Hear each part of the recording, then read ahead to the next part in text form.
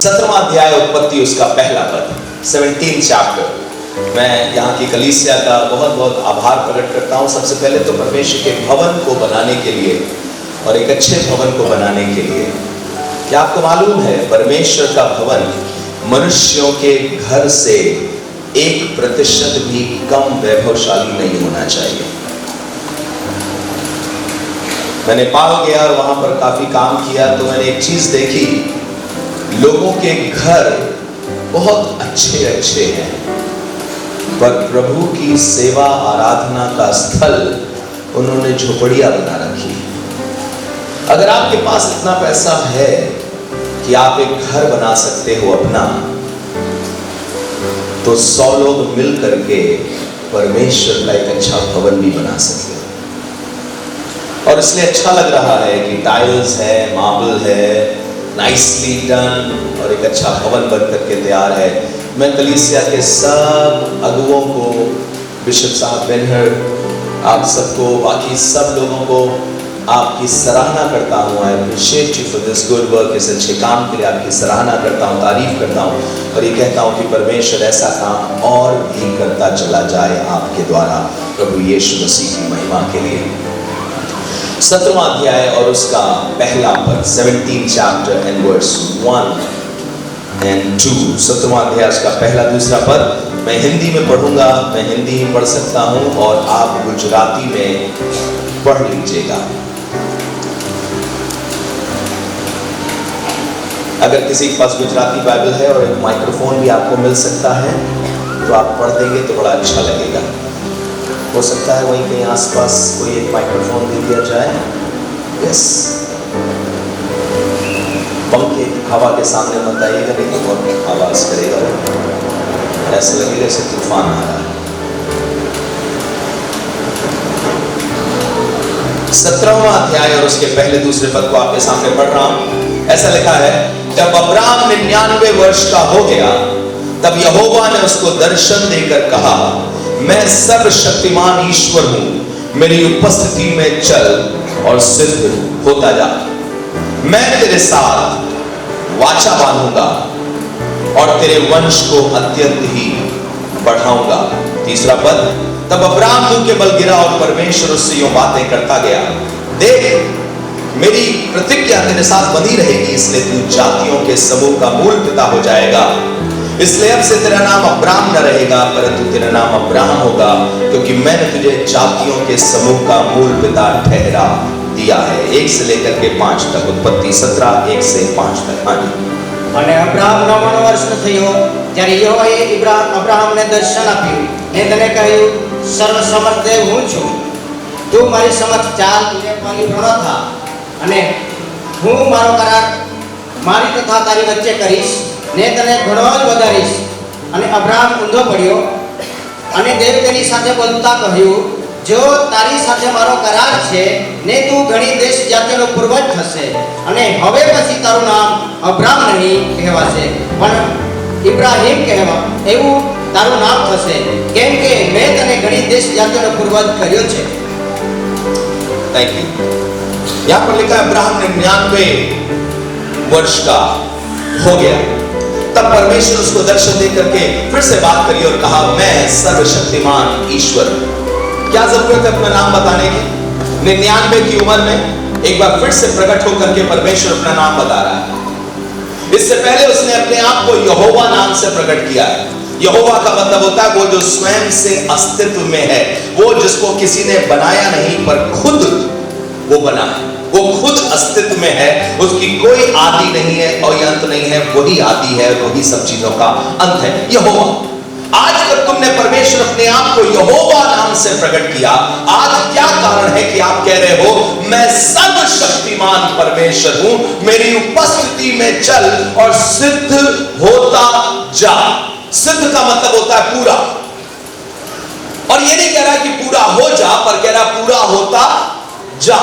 ये क्या मतलब? पूरा होता जा, इसका मतलब तू पूरा एक दिन में नहीं होगा, पर धीरे धीरे जैसे जैसे तू मेरे साथ चलेगा, मैं तुझ में कुछ चीजें जोड़ता जाऊंगा, बढ़ाता जाऊंगा और तब तू पूरा हो जाएगा। और उससे कह रहा है कि मैं सर्वशक्ति सर्वशक्तिमान परमेश्वर हूं। और आज का मेरा टॉपिक सिर्फ यही है, सर्वशक्तिमान परमेश्वर। पर पता करना मांगता हूं कि आखिर इसने क्यों कहा परमेश्वर ने कि सर्वशक्तिमान परमेश्वर।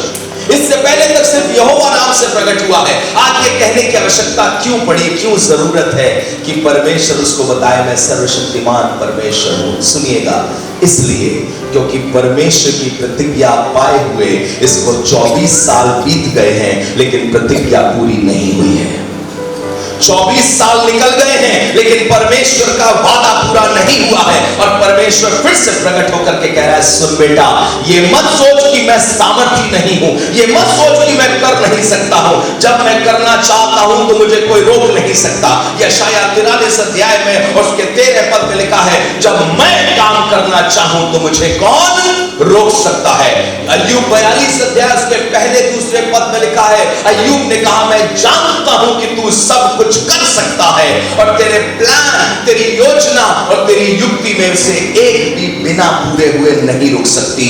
24 साल तक किसी से वादा किया और पूरा नहीं हुआ, 24 साल तक किसी से वादा किया और अधूरा रह गया वादा, तो सुनिएगा, परमेश्वर उसके पास आके कह रहा है, ये मत सोच कि मैं भूल गया हूं, मुझे मेरा वादा याद है, पर मैं ठीक समय पर अपने काम को करता हूं और ऐसा कुछ भी नहीं जो मैं ना कर सकूं। मैं सर्वशक्तिमान परमेश्वर हूं। ये मत सोच कि मैं बच्चा दे नहीं पा रहा हूं, ये मत सोच कि मेरे पास ताकत नहीं है कि तेरी 5 पत्नी को मैं फलवंत पत्नी बना सकूं। मेरे पास सामर्थ है, पर मैं ठीक समय पर अपने काम को करता हूं और मैं तेरी उसी 5 पत्नी को संतान पैदा करने वाली माता बनाऊंगा। हालेलुया। और आपसे कहना मांगता हूं, शायद परमेश्वर की प्रतिज्ञाओं का आप भी इंतजार कर रहे हैं। प्रभु ने मुझसे वादा किया है, मेरे बच्चे के लिए वादा किया है। आप अपने बच्चे के लिए प्रार्थना कर रहे हैं, अपनी बेटी के लिए प्रार्थना कर रहे हैं, आप किसी की शादी के लिए प्रार्थना कर रहे हैं, आपके पास परमेश्वर का वचन आया था, आप प्रतिज्ञा करके उस पर प्रतीक्षा कर रहे हैं कि प्रभु कब वो वादा पूरा होगा। परमेश्वर कह रहा बेटा चिंता ना करो, मैं सर्वशक्तिमान परमेश्वर हूं। अगर मैंने वादा किया है तो मैं वादे से मुकर नहीं सकता, मैं उस वादे को पूरा करके ही दम लूंगा। हालेलुया। आपसे भी कहना मांगता हूं, परमेश्वर आपके पास आ जाकर के कहना मांग रहा है, 2 साल से इंतजार कर रही हो, 4 साल से इंतजार कर रहे हो, क्या 6 साल से इंतजार कर रहे हो, एक अच्छी नौकरी का इंतजार कर रहे हो, जीवन का इंतजार कर रहे हो, उद्धार का इंतजार कर रहे हो, बच्चे के बदल जाने का इंतजार कर रहे हो, कलीसिया के बन जाने का इंतजार कर रहे हो, किस चीज का इंतजार कर रहे हो। याद रखो, अगर मैंने वादा किया है तो उसको पूरा करके दम लूंगा, क्योंकि मैं झूठा परमेश्वर नहीं, मैं सर्वशक्तिमान परमेश्वर हूं। हालेलुया। सर्वशक्तिमान परमेश्वर आपके पास भी आकर के कहना मांग रहा है, मेरा नाम जानते हो? अब तक यहोवा नाम से जानते थे, मैं तुम्हें बताना चाहता हूं, मेरा नाम सर्वशक्तिमान परमेश्वर है। सुनिएगा, परमेश्वर के नाम हमारे आपकी तरह टट्टू, बबलू, पिंटू, चिंकी ऐसा नहीं होता। परमेश्वर का नाम हमारे नाम की तरह नहीं होता। परमेश्वर का नाम हमेशा उसके काम, उसकी महिमा, उसके व्यक्तित्व से जुड़ा होता है। उसका नाम ही उसके व्यक्तित्व को बताता है। जैसे यहोवा मतलब क्या है? परमेश्वर जो स्वयं से अस्तित्व में है। यहोवा सिदकेनु, परमेश्वर जो हमारी धार्मिकता है। यहोवा निस्सी, वो हमारी विजय का झंडा है। उसके नाम के पीछे एक उद्देश्य होता है, उसके नाम के पीछे उसका एक चरित्र होता है, उसका कैरेक्टर, उसकी सामर्थ छुपी होती है। यीशु नाम क्यों रखा गया? अच्छा नाम है, यीशु मसीह रख लो, आजकल फैशन में है इसलिए यीशु नाम रख दो। नहीं, बाइबल में लिखा उसका नाम यीशु रखना क्यों? क्योंकि लिखा है क्योंकि वो अपने लोगों का उनके पापों से उद्धार करेगा। यीशु का मतलब ही यहोशुआ, मतलब छुड़ाने वाला, उद्धार करने वाला। और परमेश्वर कह रहा बेटा मेरा नाम जानना तुम्हें जरूरी है। मेरा नाम सिर्फ यहोवा नहीं है, मेरा नाम सर्वशक्तिमान परमेश्वर भी है। जब मैं कोई काम करना चाहूं तो ना सरकारें मुझे रोक सकती हैं, ना ताकतें मुझे रोक सकती हैं और ना शैतान मुझे रोक सकता है। मैं जो काम करना चाहूं उसको ठीक समय पर पूरा करता हूं, क्योंकि मैं सर्वशक्तिमान परमेश्वर यहोवा। आपकी गुजराती बाइबल में क्या लिखा है सर्वशक्तिमान परमेश्वर के लिए? क्या लिखा है उसका नाम?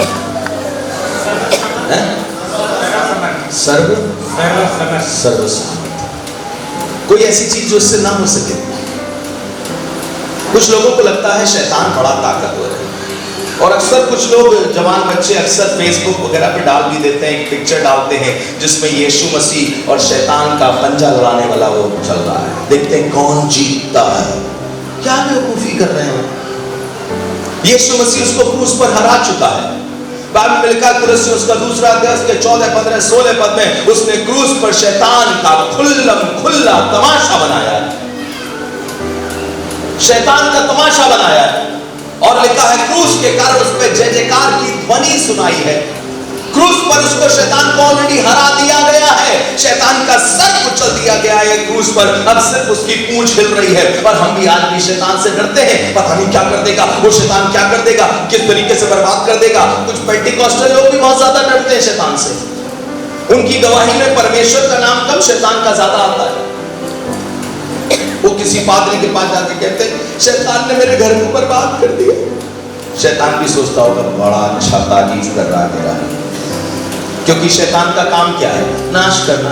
तो आप क्या कह रहे हैं? बड़ा अच्छा नाश किया उसने, आप उसकी तारीफ कर रहे हो।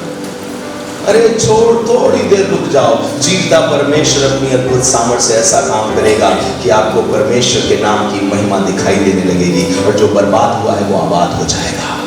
मेरी शादी होने वाली थी, मेरी एंगेजमेंट हुई थी।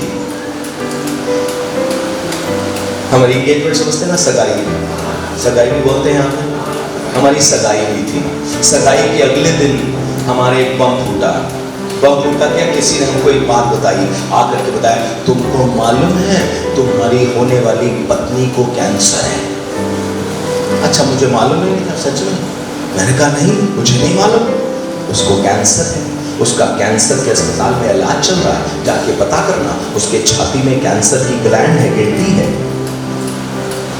मैंने कहा सच में? मैं अगले दिन उसके पास गया। मैंने कहा क्या ऐसा तुम्हारे साथ है? गिल्टी है तुम्हें, कैंसर वाली? बोली किसने बताया आपको? मैंने कहा तुम बताओ, तुमने नहीं बताया मुझे। क्या ऐसा है? उसने कहा हाँ, मैं डरती थी कि आप कहीं मुझे छोड़ न दो। मैंने कहा सुनो, भजन संहिता 15 में लिखा है धर्मी अपनी बात से, अपनी प्रतिज्ञा से, अपनी प्रॉमिस से पलटता नहीं, चाहे नुकसान उठाना पड़े। मैंने प्रतिज्ञा कर दी है। मैंने 2 कारणों से बात बोली थी। एक तो बड़ा विश्वास था जीवते परमेश्वर पर, दूसरा थोड़ा रोमांटिक भी हो रहा था। पता नहीं, हो सकता है आपको लग रहा हो पाप हो रहा हो, पर मैं भाई मुझसे शादी करने वाला हूँ, उसको खोना थोड़ी चाहता हूँ, बर्बाद थोड़ी करना चाहता हूँ उसको। मैं नहीं चाहता कि वो मर जाए। तो मैंने उससे एक बात कही, मैंने कहा सुनो, मैं ईश्वर पर विश्वास करने वाला धर्मी हूँ। मैं उन जवानों की तरह नहीं हूँ कि एक से प्रतिज्ञा करी और दूसरे से शादी कर ली, जहाँ देखी तरी वही बिछाई दरी।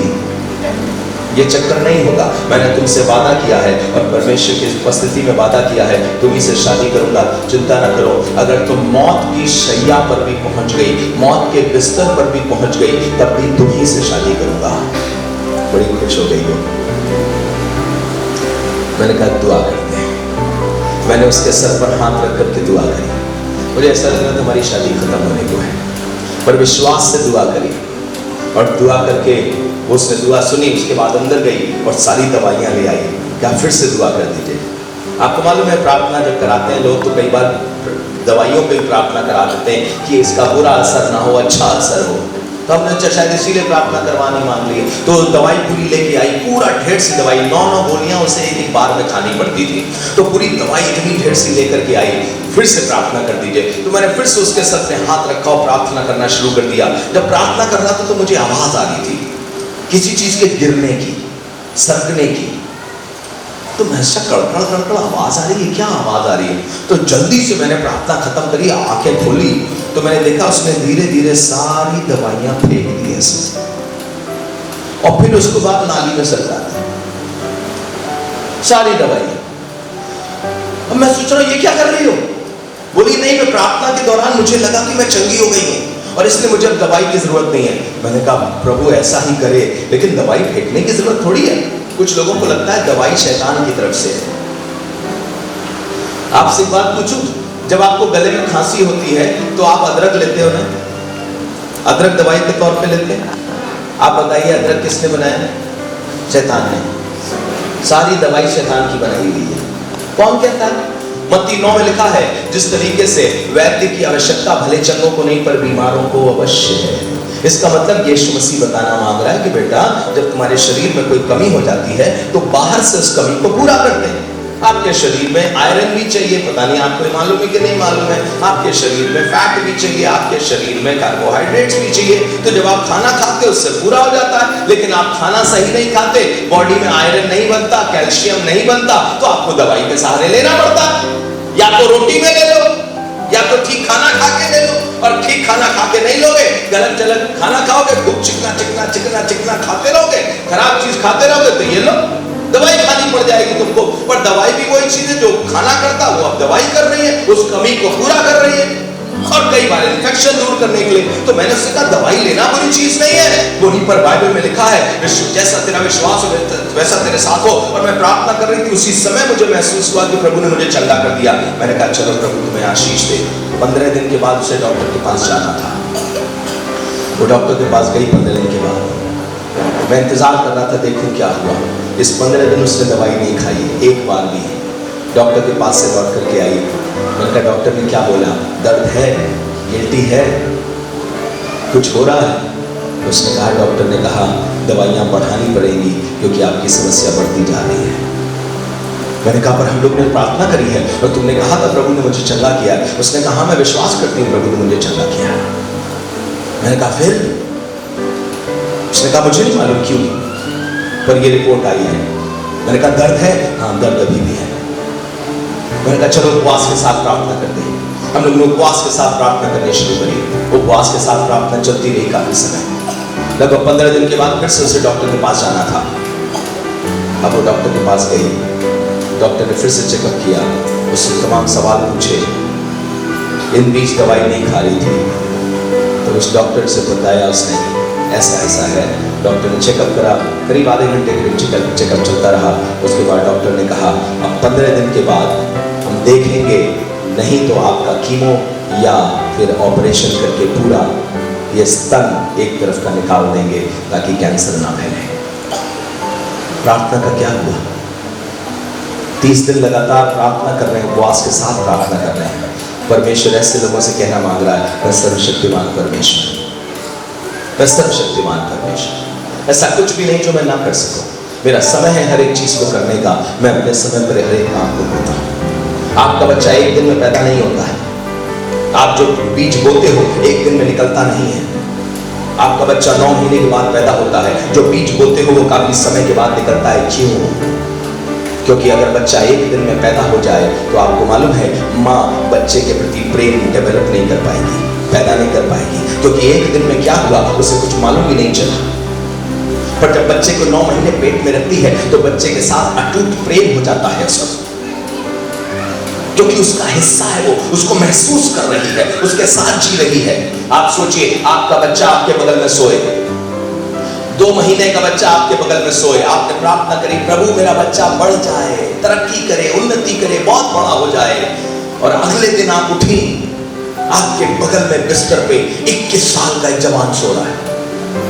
ये वही बेटा है जिसके लिए आपने प्रार्थना करी और एक दिन में वो 2 महीने से 21 साल का हो गया। आप क्या बोलेंगे? कौन है तू? आप बताइए क्या बच्चे ने मां के प्यार को समझा क्या होता है? क्या आपने समझा कि बच्चों को पालना क्या होता है? क्या आपने समझा धीरज क्या होता है? क्या आपने समझा समस्याएं क्या होती हैं, उसको टैकल करना क्या होता है, उसका निवारण करना, उसका उपाय करना क्या होता है? नहीं। इसलिए परमेश्वर कई बार परिस्थितियों को एक समान रखता है और ठीक समय पर आकर उन परिस्थितियों को पूरा करता है। और जब तक परमेश्वर आपकी दशा को सुधार न दे तब तक एक बात आपको सिखाना चाहता है कि मैं सर्वशक्तिमान परमेश्वर। ये मत सोचो कि मैं कर नहीं पाऊंगा, ये मत सोचो कि मुझसे हो नहीं सकता, पर मैं तुम्हें बहुत कुछ सिखाना मांग रहा हूं। मैं सर्वशक्तिमान परमेश्वर। मेरी पत्नी को भी परमेश्वर यही सिखा रहा था, मुझको भी यही सिखा रहा था, मैं सर्वशक्तिमान परमेश्वर हूं। 30 दिन के बाद भी रिपोर्ट ये आई कि स्थिति बहुत खराब है, अब ऑपरेशन करना पड़ जाएगा। 15 दिन के बाद हम आपको डिसाइड करके बताएंगे ऑपरेशन करें या कीमोथेरेपी करें। अभी शादी नहीं हुई है, अभी अभी ये शुरू हो गया। 15 दिन हम लोगों ने फिर प्रार्थना करी। मैंने उससे पूछा, बोली नहीं मैं चंगी हूँ। मैंने कहा दवाई ले लो, बोली नहीं मैं चंगी हूँ। ध्यान से सुनिएगा, मैं आज किसी से ये नहीं कह रहा हूँ कि दवाई लेना छोड़ दो। इससे पहले बता चुका हूँ दवाई भी परमेश्वर का तरीका है। किसी अंधे को चंगा करता है हाथ रखकर, किसी को कहता है मट्टी सान कर आंख में लगा के कहता है जा देख ले, और किसी की आंख में थूक देता है। ये उसका अपना अपना तरीका है चंगा करने का। एक तरीके से चंगा नहीं करता, उसका अपना काम है। कितने लोगों को मालूम है पतरस प्रभु यीशु मसीह के कहने पर पानी पर चला था? पढ़ा है आपने? हाथ नीचे कर लीजिए। कितने लोगों ने ये भी पढ़ा है कि पौलुस 3 बार उसका जहाज टूटा और 3 बार पानी के खतरे में था कि अब डूबा कि तब डूबा। 3 बार ऐसा हुआ, पढ़ा है आपने? लेकिन एक बार भी पौलुस पानी पर नहीं चला। क्यों? पतरस को बचा रहा है परमेश्वर, हाथ बढ़ाकर ऐसे और चलना सिखा रहा है। पौलुस को बचा रहा है, एक लकड़ी का लट्ठा दे दिया, उसके सहारे पौलुस पूरी रात लकड़ी का लट्ठा ऐसे पकड़ा रहा और डूबने से बच गया। बचेंगे दोनों, एक जन पानी पे चल के बचेगा तो दूसरा पानी पे तैरते लट्ठे के सहारे बचेगा। सर्वशक्तिमान परमेश्वर के काम करने का तरीका अलग अलग है। 45 दिन बीत गए, अब मैं समझ नहीं पा रहा था क्या करूं, मेरा विश्वास टूटता सा नजर आ रहा था। इतने में मेरी पत्नी आ रही थी डॉक्टर के पास से, मैं इंतजार करता रहा, आई, दूर से आ रही थी। मैंने सोचा वो आकर के मुझे बताए क्या कहा डॉक्टर ने, क्योंकि स्थिति बहुत गंभीर है, अब ऑपरेशन कराना पड़ जाएगा। और आपको बताऊं कैंसर के ऑपरेशन के बाद बहुत कम ही लोग बच पाते हैं, वो फैल जाता है और ज्यादा कोशिश की जाती है उसको समेटने की। हालांकि अब तो जवाब अच्छी तरह आने लगा है, लेकिन ये बात है आज से 22 साल पुरानी, जब कैंसर का इतना अच्छा इलाज भी नहीं था। ऐसे समय में 45 दिन के बाद डॉक्टर के पास गई और लौट करके आई। मैंने पूछा डॉक्टर ने क्या बोला? लेकिन डॉक्टर कम से कम 40 मिनट चेक करते रहे और उन्हें एक भी गिल्टी दिखाई नहीं दी। मेरे प्रभु यीशु मसीह ने मुझे चंगा कर दिया और 22 साल से मेरी पत्नी पूरी तरह चंगी है। हालेलुया। इस 45 दिन को कहना मांग रहा था बार बार, मैं सर्वशक्तिमान हूं। सारा सुनो, तुम्हारी कोख बंद है। अब सुनिएगा हुआ क्या था। सारा की कोख बंद थी तो सारा ने एक अपनी नौकरानी के पास अपने पति को भेज दिया, इसके पास चले जाओ, जो बच्चा पैदा होगा वही मेरा बच्चा कहलाएगा। तो सुनिएगा, इब्राहिम कितनी उम्र का था जब शुरू की उसने चाल? 75। जब इसहाक पैदा हुआ तो कितने साल का था वो? 86। इसका मतलब 85 साल की उम्र में अब्राहम गया उस हाजरा नाम की औरत के पास और अब्राहम से संतान पैदा हुई। इसका मतलब अब्राहम में कोई प्रॉब्लम नहीं थी। इसका मतलब अब्राहम में अभी भी जान थी, बच्चा पैदा करने की ताकत थी, पर सारा में संतान पैदा करने की ताकत 60 की उम्र में भी नहीं थी। और परमेश्वर दोनों से कहना मांग रहा है, इब्राहिम तुझ में ताकत है, अभी तू और रुकेगा जब तक तेरी ताकत खत्म ना हो जाए। सारा तेरी ताकत खत्म हो गई है, पर याद रख मैं सर्वशक्तिमान परमेश्वर हूं। और 99 की उम्र में रोमियो 4 अध्याय बताता है दोनों की ताकत खत्म हो गई थी। सारा की गर्भ की दशा मरी हुई थी और अब्राहम भी मरा हुआ सा शरीर लेकर के था। अब दोनों में से कोई बच्चा पैदा नहीं कर सकते। तब परमेश्वर ने कहा मैं सर्वशक्तिमान परमेश्वर हूं, जहां तुम्हारी ताकत खत्म होती है वहां मेरी योजना और मेरी ताकत शुरू होती है। और अगले साल ही परमेश्वर ने उसको संतान से आशीषित किया। हालेलुया। सर्वशक्तिमान परमेश्वर आपसे कहना मांग रहा है, अभी तुम्हारे पास ताकत है, चिंता मत करो। तब भी जब तुम्हारे पास ताकत नहीं होगी तब मैं तुम्हें ताकत देकर के यहां तक बढ़ाऊंगा और पहुंचाऊंगा, क्योंकि मैं सर्वशक्तिमान परमेश्वर हूं। सर्वशक्तिमान परमेश्वर है, ऐसा कुछ नहीं जो कर ना सके। सिर्फ उसकी योजना में होना चाहिए, सिर्फ उसके प्लान में होना चाहिए, सिर्फ उसकी इच्छा के मुताबिक होना चाहिए। वो सब कुछ पूरा करने की ताकत रखता है। और सुनिएगा, समस्या तो ये है, बहुत से लोगों को लगता है जो मैं मांग रहा हूँ वो नहीं मिल रहा, पता नहीं प्रभु कर भी पाएगा या नहीं कर पाएगा। प्रभु सब कुछ कर सकता है, लेकिन अपनी योजना के विपरीत जाकर के ना करे तो ही अच्छा है। एक बाप ने अपने बेटे से मांगा पैसा, कहा है पिता संपत्ति का जो भाग मेरा हो मुझे दीजिए। पिता क्या बोले? ठीक है बेटा दे देंगे। और पिता ने उसको संपत्ति दे दी। बेटा संपत्ति का अपना हिस्सा लेकर के सारी जमीन वगैरह बेच दी और सारा पैसा लेकर कहां चला गया? एक दूर देश को चला गया, आनंद करने के लिए, मजा करने के लिए। आपको क्या लगता है पिता की संपत्ति ने उसका साथ दिया? कितने दिन में कंगाल हो गया? बाइबल में लिखा है कि और ऐसा समय आया कि वो कंगाल हो गया। सुनिएगा, पिता की संपत्ति अनंत काल तक नहीं रहती, पर पिता और उसका साथ अनंत काल तक रहता है। इस बेटे ने संपत्ति प्राप्त करी और संपत्ति खत्म हो गई, पर जिसने पिता को प्राप्त किया उसकी ना संपत्ति खत्म हुई ना पिता का साथ खत्म हुआ। समस्या ये नहीं है कि आपको भरोसा नहीं होना, समस्या ये है कि आपको ये भरोसा लग रहा है परमेश्वर ये काम नहीं कर सकता। ऐसा लग रहा है परमेश्वर ये काम नहीं कर सकता, नहीं उसकी योजना में नहीं है। और अगर परमेश्वर कर देगा तो तुम्हारे लिए नुकसान होगा, इसलिए वो नहीं करना मांग रहा। परमेश्वर शायद देर में करेगा, या परमेश्वर नहीं करना मांग रहा क्योंकि उससे तुम्हारा नुकसान होगा। उड़ाओ बेटा, क्या परमेश्वर तुम्हें दे नहीं सकता? परमेश्वर दे सकता है, लेकिन इसको पा करके तुम्हारा नुकसान होगा। सुनिएगा, पिता के संपत्ति के सहारे जीवन नहीं चलता, पर पिता के सहारे जीवन चलता है हमारा। परमेश्वर की आशीषों के पीछे मत भागिए, परमेश्वर के पीछे भागिए। आशीषें अपने आप आपके पीछे भागना शुरू हो जाएंगी। मैंने बहुत से मसीहों को देखा है, वो सिर्फ परमेश्वर की आशीष पाने के लिए आते हैं। उन्हें परमेश्वर नहीं चाहिए, उन्हें सिर्फ परमेश्वर की क्या चाहिए? आशीष चाहिए। मुझे क्या मिलेगा?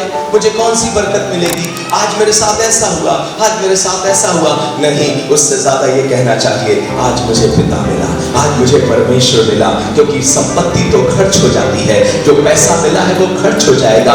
जो डिग्री आज तुम्हारे काम की है कल तुम्हारे काम की शायद न रह जाए, लेकिन सुनना, तुम्हारे बुढ़ापे में भी तुम्हारा परमेश्वर तुम्हारी ताकत बन के रहेगा। बूढ़े लोगों, तुमसे कहना मांगता हूं, 99 वर्ष की उम्र में अब्राहम से परमेश्वर कह रहा है, और 90 वर्ष की उम्र में सारा से परमेश्वर कह रहा है, तुम्हारी ताकत खत्म हो गई है पर मेरी ताकत खत्म नहीं हुई।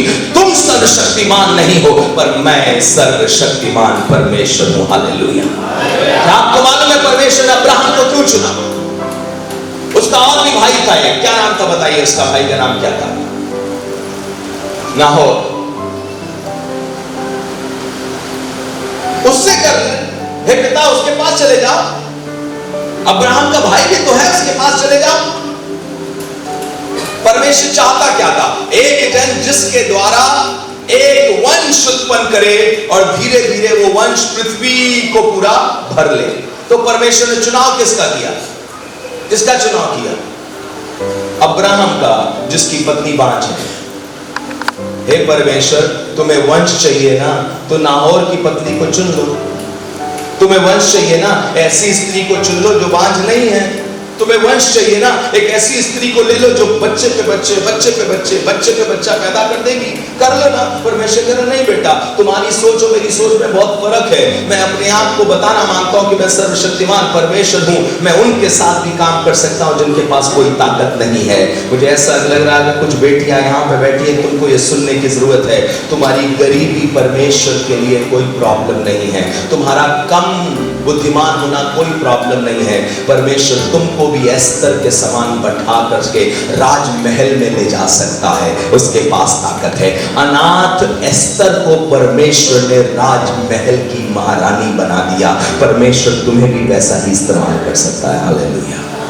ये मत सोचो कि तुम कमजोर हो गए हो। हाँ, तुम्हारी कमजोरी में परमेश्वर की सामर्थ सिद्ध होगी, इसीलिए वो कमजोर लोगों का चुनाव कर लेता है। इसीलिए वो इब्राहिम के पास और सारा के पास आके बताना मांग रहा है, सुनो, मैं सर्वशक्तिमान परमेश्वर हूं, मैं सर्व सामर्थी हूं। ऐसा कुछ नहीं जो मैं कर ना पाऊं, जो कुछ मैं करना चाहूंगा मुझसे हो जाएगा। पर मेरी आशीषों के पीछे नहीं, पर मेरे पीछे भागो। मुझे मालूम नहीं यहां दहेज प्रथा चलती है कि नहीं चलती है। नहीं चलती? Praise the Lord. मसीहों में हमारे उस तरफ भी दहेज प्रथा नहीं चलती, पर कई जगहों पर दहेज प्रथा चलती है। और उस दहेज प्रथा में क्या होता है कि दूल्हा दुल्हन उससे पहले बात करें, माँ बाप बात करते हैं कि हमें क्या दोगे, कितना दोगे, तब हम अपने बेटे को तुम्हारी बेटी के साथ ब्याह में देंगे, कितना दोगे? सोचिए, एक शादी हो रही, पता नहीं चर्च में यहाँ पर कैसे शादी होती, पर हम लोग यहाँ दूल्हा दुल्हन ऐसे चल करके आएंगे, सामने खड़े होंगे और फिर एक दूसरे से वादा करेंगे, पास्टर के सामने वादा करेंगे, ऐसे वादे होते हैं। मान लीजिए वादा चलने वाला है, मैं खड़ा हूं, मेरी पत्नी उधर खड़ी है और पादरी पूछ रहा है, क्या तुम इस लड़की को अपनी पत्नी होने के लिए स्वीकार करते हो? तो मैं उससे पूछ रहा हूं, पापा क्या दे रहे हैं? उन्होंने पूछा, बताइए क्या स्वीकार करते हो? मैं पूछ रहा हूं, कार दे रहे हैं कि नहीं दे रहे? खाने में क्या बनाया है? चिकन कोरमा है कि मटन मुसल्लम है, क्या है? वो लड़की क्या बोलेगी मुझसे? हेलो, शादी मुझसे कर रहे हो या मेरे बाप की कार से कर रहे हो? तुम्हें मैं चाहिए या मुर्ग मुसल्लम चाहिए? तुम्हें मैं चाहिए या मटन कोरमा चाहिए? तुम्हें क्या चाहिए? हमारे एक दोस्त की शादी जिस लड़की से हुई है, उस लड़की के साथ एक बड़ी ट्रेजेडी हो गई थी। जब केक कटने का समय आया तो दूल्हे राजा लालची निकले। उन्होंने कहा, मैं केक नहीं काटूंगा जब तक मुझे कार की चाबी गिफ्ट में न दी जाए। कार मुझे चाहिए। माँ ने कहा, बेटा हमारे पास इतना नहीं है, अभी हम कार नहीं दे सकते। नहीं, मुझे कार चाहिए तभी। आपके पास अपना स्कूल है, उनका स्कूल चलता था, आपके पास अपना स्कूल है, आप मुझे दीजिए। माँ बार बार समझाने लगी, बेटा हम बाद में कर देंगे, हमें 1-1.5 साल का टाइम दे दो, हम बाद में कर देंगे, हम तुम्हें वादा करते हैं, सब लोगों के सामने वादा करते हैं, हम तुम्हें 1-1.5 साल में कार दे देंगे। नहीं, मुझे आज चाहिए, आप चेक काट करके दीजिए, मुझे आज चाहिए, कार चाहिए। बड़ी देर तक समझाने की कोशिश करती रही। लड़की की शादी जिसकी हो रही थी, बेचारी इंतजार करती रही कि मेरा दूल्हा केक काटेगा काटेगा। नहीं काटा तो दुल्हन से रहा नहीं गया। उसने मम्मी से कहा, मम्मी 1 मिनट तुम किनारे हटो, बहुत हो गया, समझा लिया। उस दूल्हे से कहा, सुनो, अगर 5 मिनट में तुम्हारी सूरत, तुम्हारी शक्ल यहाँ से बाहर नहीं निकल गई तो मैं धक्के देकर तुम्हें निकालूंगी। मुझे तुम्हारे जैसे आदमी के साथ शादी नहीं करनी। आप बताइए, उसने सही किया या गलत किया? कुछ लोग नहीं बोल रहे। आप बताइए, सही किया या गलत किया? आज भी बड़ी समस्या है, मालूम क्या है? दूल्हा अपनी जान दे चुका है, हमारा दूल्हा अपनी जान दे चुका है। दुल्हन मुझसे पूछ रही है, हेलो, बड़ा बंगला मिलेगा कि नहीं मिलेगा? कितनी बड़ी कार मिलेगी हम प्रभु के पास आएंगे तो? हम चर्च आएंगे तो क्या हमें ये चंगाई मिल जाएगी? हमें ये नहीं मिला, हमें वो प्राप्त नहीं हुआ, हमें क्या प्राप्त होगा? आपसे कहना मांगता हूं, इसको प्रेम नहीं बोलते। प्रेम तो उस दीवानगी को बोलते हैं। हम प्रभु के पीछे चलेंगे, वो जो खिलाएगा वो खाएंगे, जहां रखेगा हम रखेंगे। मैं सर्वशक्तिमान परमेश्वर हूं, मुझ पे विश्वास करो, मैं तुम्हें क्या से क्या बनाने की सामर्थ रखता हूं। मैं सर्वशक्तिमान परमेश्वर हूं, ऐसा कुछ नहीं जो मैं ना कर सकूं। मैं अपनी योजना में सब कुछ पूरा करूंगा। मैं सर्वशक्तिमान परमेश्वर हूं। मैंने जहां पर जिस शहर में सेवा शुरू करी, आपको बताऊं, सब लोग मुझसे आकर के, क्योंकि हमारे शहर में 5 बड़ी-बड़ी सेमिनरीज हैं। सेमिनरी समझते हैं आप? जहां पर बाइबल की बड़ी शिक्षा दी जाती है, PhD लेवल की 5 बड़ी-बड़ी सेमिनरीज हैं। और मैं एक पूरे शहर में सिर्फ एक पेंटिकॉस्टल विश्वासी चर्च था जिसमें 40 लोग थे 55 साल से। कोई चर्च ज्वाइन ही नहीं करता था। सब लोग कहते थे, ये पवित्र आत्मा से भरे लोग बेकार लोग हैं, ये ऐसे हैं, एंटी क्राइस्ट है, पता नहीं क्या क्या बोला करते थे। जब मैं शहर में गया सेवा करने के लिए तो सब लोग मुझसे कहने लगे, बेकार है, बर्बाद हो जाएगा, कुछ नहीं, बच्चा है। क्योंकि वहां एक से एक डॉक्टर्स पड़े हुए, बड़े बड़े विद्वान पड़े हुए। मुझसे किसी ने कहा, माइकल क्या खाओगे, क्या पियोगे? मेरे पापा एक अंकल को लेकर के आए, इसको समझाइए, इसका दिमाग फिर गया है, ये बार बार कहता है ये प्रभु की सेवा करेगा, प्रभु की सेवा करेगा। कैसे खाएगा, क्या पिएगा, कैसे जिएगा? तो अंकल मुझसे कहने लगे, बेटा ये पुस्तक तुम्हें खाना नहीं खिला देगी, ये पुस्तक तुम्हारा पेट नहीं भर देगी। तुम क्रिकेट वगैरह सब कुछ छोड़ करके चले जा रहे हो। मैं पहले क्रिकेट खेलता था उत्तर प्रदेश की टीम से, प्रोफेशनल क्रिकेट खेलता था, आज से लगभग 30 साल पहले, 31 साल पहले। उस जमाने में मैं 5 स्टेट की 5 प्रदेशों की टीम बना करके टीम बनाई गई थी जिसमें मेरा नाम था। मैं under 15, under 17, under 19 state represent करता था और इंटर जोन खेला था मैंने। पैसे मुझे इतने मिलते थे जितने मेरे पापा को भी नहीं मिलते थे। मेरा नाम मैगजीन में छपा था और अब मैं सब कुछ छोड़ के, क्योंकि मुझे पवित्र आत्मा का बपतिस्मा मिल गया था, पवित्र आत्मा से भर गया, सब कुछ छोड़ के मैं प्रभु के पीछे चलना मान रहा था। सबने मुझसे कहा बेकार है, बेकार है। मेरे पापा एक अंकल को लेके आए, अंकल कहने लगे अरे बेटा तू ये पुस्तक तुम्हें खिला नहीं देगी। अंकल यूनिवर्सिटी के प्रोफेसर थे, मुझसे कहने लगे ये पुस्तक तुम्हें खाना नहीं खिला देगी। मैंने कहा अंकल एक बात पूछूं आपसे? बोले हाँ। मैंने आप इतिहास पढ़ाते हो ना? बोले हाँ इतिहास पढ़ाता हूँ, मैं यूनिवर्सिटी में इतिहास पढ़ाता हूँ, प्रोफेसर हूँ मैं। तो मैंने अंकल से कहा अंकल आप 1856 में क्या हुआ, 1662 में क्या हुआ, 1413 में क्या हुआ, ये कथा सुनाते हो। आप मुर्दों की कथा सुनाते हो। आप मुर्दों की कथा सुना करके अपने परिवार का पेट पालते हो। मैं जीवते परमेश्वर का जीवित वचन बता के भूखा नहीं मरूंगा। और आज 31 साल बीत गए हैं, एक दिन भी उसने भूखा नहीं मरूंगा। सर्वशक्तिमान परमेश्वर हूं और जिस संस्था के साथ मैं जुड़ा हूं, हमारी संस्था का तरीका यह है, पेड़ लगाओगे फल खाओगे, बकरी पालोगे दूध पियोगे, दूसरे की बकरी से कुछ नहीं मिलेगा, कहीं से कुछ नहीं मिलता था। 7 साल पैदल चला करते थे। मेरे पापा चीफ अकाउंट्स ऑफिसर थे, मेरा भाई बायोकेमिस्ट्री का प्रोफेसर है यूनिवर्सिटी में, और मैं एक अकेला दर दर भटकता था, सड़क सड़क जाया करता था। 14 किलोमीटर 15 किलोमीटर 15 पैदल ही चले जा रहे हैं, किसी के घर प्रार्थना करने के लिए, किसी से साइकिल उधार मांग ली, चले जा रहे हैं। इतना भी पैसा नहीं हुआ करता था कि अगर कुछ फट गया है कपड़ा तो मैं खरीद सकूं अपने पैसे से, क्योंकि मैं किसी से मांगा नहीं करता था, ना अपने पिता से ना अपने घर में किसी एक से। और मैं आपको बताना मांगता हूं, आज जीवते यीशु मसीह की महिमा के लिए बताना मांगता हूं, जिस चर्च को प्रभु ने अपनी सामर्थ से बनाया, जहां मैं पास्टर हूं, वहां से हमने 158 चर्चेस की स्थापना करी है और सारे चर्च अपने आप स्थापित किए जाते हैं। हम सिर्फ शुरू में 1 साल तक उनकी सहायता करते हैं। हमारा चर्च 158 कलीसियाओं की स्थापना कर चुका है और 30 पादरियों को, 30 पास्टर्स को हर महीने सपोर्ट करने की सामर्थ्य रखता है और हर महीने सपोर्ट करता है।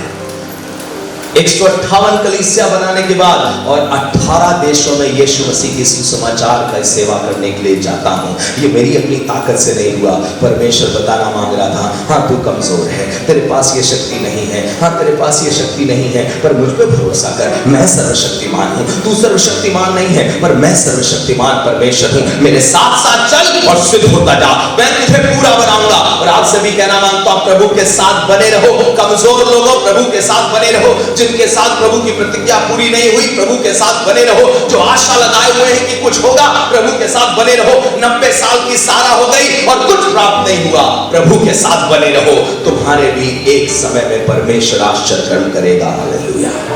मैं सर्वशक्तिमान परमेश्वर, मेरी उपस्थिति में चलो सिद्ध होता जा। क्या ऐसा कोई काम जो परमेश्वर कर ना सके?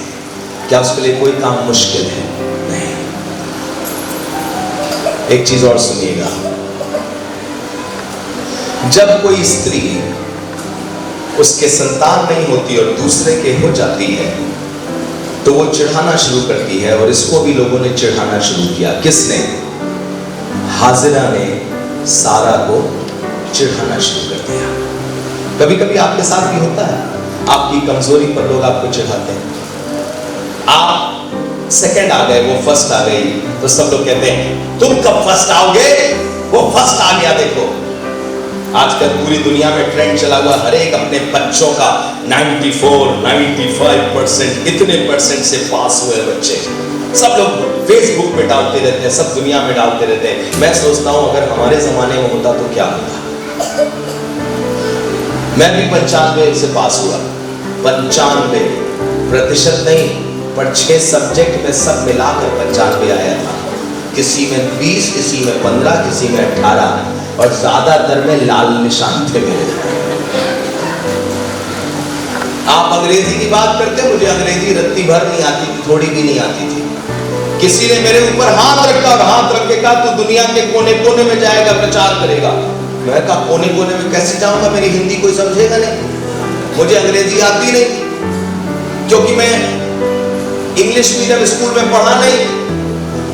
कारण ये कि मैं जब मैंने अप्लाई किया इंग्लिश मीडियम स्कूल में, सारे स्कूल से मुझे निकाल दिया गया, क्योंकि कोई स्कूल इस लायक नहीं था कि मुझे पढ़ा सके। किसी टीचर में इतनी ताकत नहीं थी कि मुझे पढ़ा सके। मालूम क्यों? क्योंकि जब मैं तीसरी कक्षा में था तो मेरी टीचर एक मुझसे बड़ा प्यार करती थी और मुझे सारे सवाल दे के जाती थी और कहती थी माइकल यही वाले आएंगे परसों, ये याद कर ले। और मैं सारे सवाल याद कर लेता था। मेरी क्लास में 44 बच्चे थे। आपको मालूम मेरा कितना नंबर आता था 44 बच्चों में? सारे सवाल प्राप्त करने के बाद 42वां। आप समझ गए होंगे कि मैं कितना बुद्धिमान था। सारे सवाल मेरे सामने हैं और मेरा 42वां नंबर आ रहा है। अपने आप को आप थपथपाइए, बोलिए उससे बेहतर हूं मैं। और लोग मुझसे भविष्यवाणी करके कह रहे हैं तू परमेश्वर की सेवा करेगा, दुनिया के कोने कोने में जाएगा। जब मैं 2 साल का था तो मेरे एक अंकल ने मुझे देखा, मेरे साथ खेल रहे थे। अंकल ने देखा और मेरे पिताजी से कहा आपका बेटा पादरी बनेगा और अमेरिका जाएगा प्रचार करने के लिए। 2 साल का था। मेरे माँ बाप गांव के थे, अंग्रेजी उनको भी नहीं मालूम थी और मैं 2 साल का था। आपको कैसे मालूम अंकल? पता नहीं, शायद परमेश्वर ने भविष्यवाणी करवा दी मुझसे, इस स्त्री ने भविष्यवाणी करवा दी मुझसे अपने आप से। अब मैं सोच रहा हूं परमेश्वर कैसे होगा। मैंने बाइबल उठाई, मुझे इंग्लिश नहीं आती थी। मैंने Hindi Bible, English Bible, dictionary और डायरी साथ में रखी और मैंने पढ़ना शुरू किया। एक लाइन पढ़ता था इंग्लिश में तो एक लाइन पढ़ता था हिंदी में। एक शब्द, एक वचन पढ़ता था, आयत पढ़ता था इंग्लिश में, उसी आयत को पढ़ता था हिंदी में। कुछ समझ में आता था, कुछ समझ में नहीं आता था। मैं डिक्शनरी से देखकर सीखता था। धीरे धीरे धीरे धीरे सीखता गया, सीखता गया, सीखता गया, सीखता गया। आपको बताना मांगता हूं आज परमेश्वर की दया से मैं कॉन्फ्रेंसेस में, यूरोप में हो चाहे अमेरिका में हो, कॉन्फ्रेंसेस में जाकर के सुसमाचार सुनाता हूं और प्रचार करता हूं। हालेलुया। मैं सर्वशक्तिमान परमेश्वर, मुझे मालूम है तू नहीं है। जब बड़े लोगों के पास कुछ होता है और तुम्हारे पास नहीं होता तो लोग चिढ़ाते हैं। यहां हाजरा के बच्चा हो गया, एक बार में बच्चा हो गया। ये पिछले न जाने कितने साल से उसके साथ संबंध रखा है और बच्चा नहीं है, और यहां उसने एक बार उसके साथ संबंध रखा, बच्चा हो गया। ये भी ऐसे घूमती होगी। मैं जो हूं वो तुम नहीं, मेरे पास जो है वो तुम्हारे पास नहीं है। मुझे ईश्वर ने फलवंत किया है। बाइबल में लिखा है यहोवा ने सारा की कोख खोल दी, लिखा है सारा की सुधि दी। इसका मतलब एक समय तक परमेश्वर ने उसको ऐसा रखा था जैसे कोई उसको ध्यान भी नहीं दे रहा। सुधि लेना मतलब याद आया। आपको बताना चाहता हूं ठीक समय पे परमेश्वर आपकी कोख को भी खोलेगा। आज लोग चिढ़ा रहे हैं ना किसी बात पर, तुम्हारे बच्चे का क्या हुआ, भाग गया तुम्हारा बच्चा, कुछ नहीं कर पाया। बगल वाले का देखो,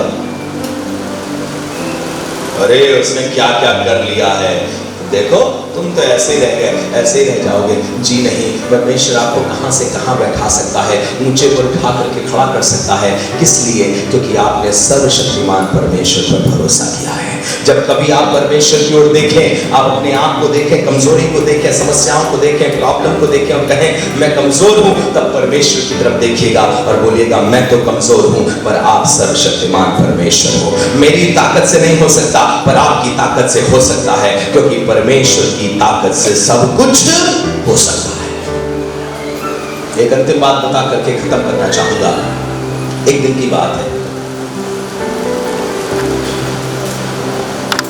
मेरा एक दोस्त मुझे मिला बॉम्बे में, एक घर में मिला। मुझसे कहने लगा माइकल मेरी पत्नी के लिए प्रार्थना कर दो। मैंने कहा ठीक है प्रार्थना करता हूँ। कहाँ है पत्नी? आई, वो फ्रांस की थी, उसकी पत्नी फ्रेंच लेडी थी। तो मैंने उसकी तरफ देखा, मैंने उससे पूछा, इंग्लिश में पूछा, मैंने कहा क्या आप ईश्वर पर विश्वास करती हैं? तो बोली नहीं। तो मेरा मन करा जब तू विश्वास ही नहीं करती तो काहे को प्रार्थना करे? मेरा मन करा नहीं करेंगे प्रार्थना, पर मैंने कहा नहीं, क्या पता ठीक से पूछूं बाद में फिर जवाब दे। मैंने कहा क्या आप प्रभु यीशु मसीह पर विश्वास करती हैं? बोली नहीं, ना मैं यीशु मसीह पर विश्वास करती हूँ, ना परमेश्वर पिता पर विश्वास करती हूँ, मैं किसी धर्म में विश्वास नहीं करती। अब मेरा दोस्त मुझसे कह रहा है इसके लिए प्रार्थना कर दो, क्योंकि इसके घाव होते रहते हैं और हर महीने इसको कोई चोट लगती, घाव बन जाते हैं और पूरे बदन में उसके घाव। अब बाहर की महिला पूरे बदन में घाव दिखाई दे रहे हैं एकदम। उसने कहा माइकल पूरे यहां से यहां पूरे घाव ही घाव है इसके लिए प्रार्थना कर। अब मैं उससे पूछ रहा हूं क्या तुम विश्वास करती हो? वो कह रही है नहीं करते विश्वास। तो मैं सोच रहा हूं क्या करूंगा इसके लिए प्रार्थना करके। मुझे ऐसा लगा इसके लिए प्रार्थना करेंगे कुछ होगा नहीं, क्योंकि विश्वास ही नहीं करती, क्योंकि बाइबल में लिखा है विश्वास करने वालों के लिए सब कुछ हो सकता है। अब ये विश्वास ही नहीं करती। तो परमेश्वर ने, जैसे मैं सोच रहा था, परमेश्वर ने मुझसे कहा तुम विश्वास करते हो माइकल? मैंने कहा हाँ। तो प्रभु ने कहा अगर कोई तुमसे कहे अफ्रीका देश नहीं है क्योंकि उसने देखा नहीं, तो तुम विश्वास करोगे? मैंने कहा नहीं, मैं तो बोलूंगा अफ्रीका देश है क्योंकि मैंने देखा है, अफ्रीका महाद्वीप है, मैंने देखा। अगर कोई तुमसे कहे कि कोशिंदा कोई जगह ही नहीं है क्योंकि वो कभी आया ही नहीं कोशिंदा, तो मैं क्या बोलूंगा? कोशिंदा मैंने देखा है, बिना जोशिंदा पिए भी देखा मैंने। कोशिंदा है जगह, वहां बड़ा सा चर्च है, मैंने देखा कोशिंदा। तो प्रभु ने मुझसे कहा उसने नहीं जाना मुझे, वो विश्वास नहीं करती, तो क्या मैं हूं नहीं? मैंने कहा नहीं प्रभु हो तो। उसने देखा नहीं तो विश्वास नहीं करती। उसने तो अपना दिमाग भी नहीं देखा, तो क्या दिमाग है नहीं? आपने देखा अपना दिमाग, पर है तो क्या? प्रभु ने मुझसे कहा तू प्रार्थना कर, तुझे विश्वास है ना मुझ पर? मैंने कहा हाँ प्रभु मैं विश्वास करता हूँ। विश्वास प्रार्थना कर। मैं आपको बताऊं डरते डरते विश्वास रखते हुए ये सोचते हो पता नहीं होगा कि नहीं होगा, फिर अचानक परमेश्वर ने मन में विश्वास डाला कि अभी मैं इसको छूऊंगा। मैंने उससे कहा मैं प्रार्थना करने जा रहा हूँ, अभी पवित्र आत्मा तुमको छुएगा। और मैंने उसके सर पर हाथ रखा और हाथ रख के जैसे ही प्रार्थना करना शुरू किया वो जमीन पर गिरी और जानवर के समान ऐसे ऐसे भागने लगी। फ्रांस की स्त्री पढ़ी लिखी जानवर की तरह बर्ताव कर रही है। मैं समझ गया इसने सर्वशक्तिमान की